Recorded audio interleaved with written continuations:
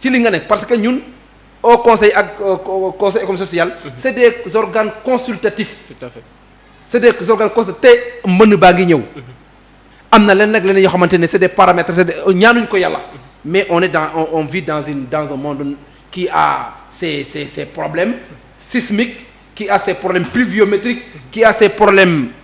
de type divers. Donc yooyu su amee prévenir vaut mieux que guérir koo gis ak pàcc bu mu nekk parce que ñun ni tey les problèmes de phosphate des mines de Ndendori bu mu amee ay problèmes ñan ñoo ko lii ba mu bëgg amoon ay mort ngay dal ay manifestants ñan ñoo ko man mii maa ko réglé. Effectivement. Et les coûts de milliards la dédommage bi nga xam ne moo amoon foofu ay plus de 120 milliards man maa dem avec le directeur des phosphates toog ak ñoom avec la population de fii ba foofu noonu dem ak sama équipe waxtaan ak ñoom bañ jubboo ci yenn yi ñu ma ànd ak ñoom ba ci Omar Sane ministre des Mines ñu waxtaan ñu trouver consensus mu fay gars yi ñun loolu mooy suñu liggéey nag on propose des lois au président. Le président l'exécute l'utilise au niveau au niveau des conseils des ministres après ñu acheminer ko assemblée nationale nekkul corps yoo xamante ne li ñuy def dañ koy génnee mais il faut que président adu ci ba pare ñu doog ko mën a génnee. Tout à fait loolu mooy suñu liggéey. c'est des corps consultatifs mënoon di consulter nit à part di publier li nga koy consulter te consultation bi amatu njëriñ. mais malheureusement c'est ça que les Sénégalais n'ont pas compris mais li ci am solo daal ñoom nañ doxal ñun. ñu doxal suñ doxalin nag ci ñoom lay dépendre. mais ñu may leen état de grâce aussi ñu liggéey. non man bañu ma loolu juste 2 minutes pour terminer. gis nañ le premier ministre démb mu ngi woon ci building administratif pour def diagnostic par rapport ak li nga xamante moo des coûts de milliards yi nga xamante def nañ ko fa. am na ci ñaari directeurs généraux yoo xamante ni jot nañ leen a déglu pour ñu indi ay éclaircissement par rapport à ces coûts de milliards yi nga xamante ni def nañ ko foofu jàpp nga ne tey c'est une bonne chose pour xam exactement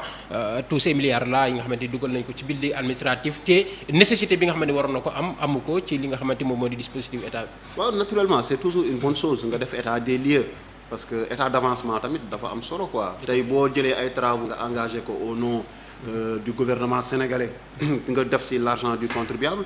ñu gis ne ni dafa sooxe c'est tout à fait naturel ñu dem fa ñu xool lan mooy jafe-jafe yi peut-être que ce n'est pas du ressort de ceux qui travaillent là-bas c'est pas eux qui sont fautifs peut-être il y a des problèmes de budget peut-être en fait moi j'y vais avec une bonne foi et je pense que c'est peut-être cette bonne foi qui anime le premier ministre Ousmane Sonko quand il les a rencontrés peut-être c'est pour mieux comprendre ce qui se passe pourquoi le building administratif n'est pas opérationnel à 100% comme on l'aurait souhaité xam naa ne loolu la mais après aussi pour pouvoir après prendre des mesures correctives mooy bu demee ba toog xam par exemple tey rencontrer le maître d'ouvrage donc jafe-jafe yi mu am société yi ñu engagé jafe-jafe yi ñu am dina mën a toog bu dee c'est au niveau du gouvernement que ça a bloqué de pouvoir apporter les actions correctives bu dee nii c'est au niveau de ces gens yi nga xamante ni on leur a confié le marché si ñoom la sooxe aussi mu mën leen tamit quand même mettre la pression pour qu'ils puissent rehausser le niveau pour répondre par rapport aux exigences yi nga xam ne def nañ ko ci ay cahier de charge yu leer nañ ñu mën ko respecter mais moi je pense c'est toujours de bonne augure nga wàcc nga def état des lieux yow sa bopp gis li fa xew ba pour aussi prendre des mesures par rapport à la correction à apporter. Honorable juste un mot par rapport ak loolu Ousmane Sonko démb ci descente bi mu def au niveau du building administratif pour s'enquérir de la situation parce que building bi xëy na ba ñu koy def c'était pour regrouper certaines administrations au sein du building ñu def ci plus un coût de presque 14 milliards réfection bi également jël presque 8 milliards ba tey utilité bi nga xam ne ni waroon na ko am ci état bi ba léegi amu ko. waaw bon loolu de du ressort Ousmane Sonko. mën na fa dem nag def visite administrative mais du ressort muy interroger ay ministres ak ay directeurs généraux ça n'émane pas de ses pouvoirs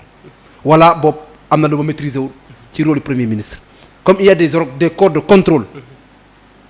institution boo ci gis ci àdduna am na ko koy contrôler mu yónni corps de contrôle yi def seen rapport jëbal ko mu jox ko président en plein conseil des ministres mu addu ci fekkee ne procureur daf ko war a jëbal procureur mu jëbal ko képp ku mu war a mu jëbal ko mais am na loo xamante ne premier ministre moomu ko ça loolu peut-être abus de pouvoir lañ koy woowee. voilà je ne sais pas man maa xamu amaan na li nga xam ne moom mooy rôle yi premier ministre li mu war rek mën na def visite administrative dem xool après nag laal maillons yi nga xam ne ñoom ñoo war a saytu liggéey bi ñoo war a saytu finance yi ñoo war a saytu lépp lu nga xam mooy bien-être bi administratif. ñooñu defar ko ay rapport indi ko. parce que moom on ne peut pas être l'accuseur l'avocat et le juge en même temps. man de loolu man moom c'est ça mon problème. loolu moo xam naa ne moom peut-être je ne sais pas sama xam moom moo gàtt mais yaakaar naa ne su ma jumul. loolu ça n'émane pas des fonctions du premier ministre. sa dernier message ci nouveau gouvernement bi nga xam ne teg nañ ko ak état de grâce bi nga xam ne da ngeen ko may xanaa. non le président Diomaye man laa wax de man laa wax de. yow yaay maye. man sama bopp laa wax ñeneen ñi du ñu maye. man sama bopp laa wax. man mën naa xaaragum déglu xool. kantaan nag rupture bu ñu doon wax. ak discours anti système bu ñu doon wax dara amu ci comme yàlla ak yàlla loolu moom am na moom c'est du factuel waaye lu ci am nag lu ci nekk nag mooy ne par rapport à la mise en œuvre de leur projet et à l'exécution de leur projet may naa leen 100 jours man Samba Ndong attaqué teel na. 3 mois. néanmoins maa ngi leen di rappeler nag seen i wax yu ñu doon wax démb ak barke démb. Assemblée nationale bu ñu bëgg a tas septembre it ñoom ñoo doon wax ne assemblée nationale dafa war a am assemblée nationale de rupture mooy ne le pouvoir et le pouvoir qui le contrebalance donc cas de figure boobu dafa am Yewwi Askan Wi am nañ 81 députés Benno Bokk am na 82 députés nañ bàyyi contrebalance boobu noonu su baaxee pour Sénégal ñoom ñu voté. mais saa waay gis nañ leen fii ngeen récupérer les députés du PDS. effectivement quand vous en nu mu tudd saa yu ñu ko soxlaa. mais saa yi bu ñu soxla aussi amnistie bi aussi dañoo soxla woon. kenn du leen bàyyi noonu. amnistie bi aussi waa PES Pastef dañoo voté Ousmane Sonko. mais ils ont besoin de gouverner également. gouvernement bu bees la ils ont besoin de gouverner bëgg nañu indi ay projets de loi au sein de l'Assemblée nationale te xam nañ ne du ngeen leen ko yombal. xam naa ne c'est des républicains qui sont là-bas. les députés de Benno Bokk Yaakaar c'est des députés très responsables c'est de grands républicains et de légalistes qui sont là-bas fekkee ne ces lois qui sont votées sont en faveur de la population je te le jure qu'ils vont voter pour Amadou Ba astafurlah pour le gouvernement qui est en place mais fekkee nag c'est pour le discrédit de la vision du président Macky Sall c'est pour détruire ce que le président Macky Sall a construit non ils vont se barricader te loolu yaakaar naa ne Diomaye